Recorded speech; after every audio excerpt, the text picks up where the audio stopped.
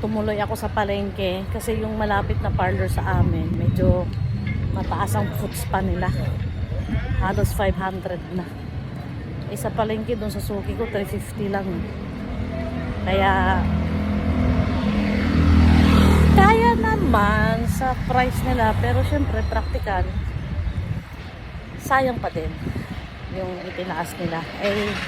Kaya namang lakarin, kaya naglakad na lang ako. Doon na lang ako sa dati kong pinapalinisan kasi medyo magaan sa budget.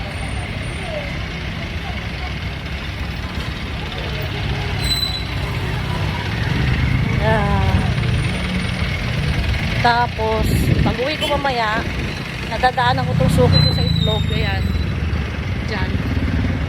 Bibili na rin ako ng itlog kasi wala kaming itlog. So,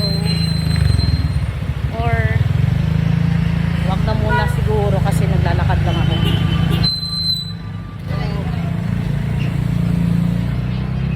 Banana. Magkano banana cute?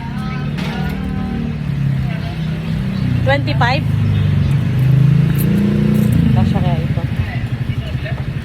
Ay.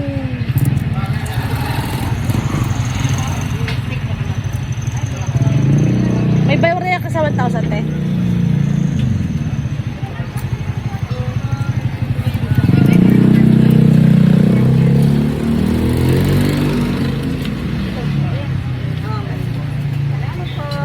Bibili akong banana. Jam. Nag-message ako. Okay. Ang ganda ng banana kini ate. 25 pesos lang. Ito.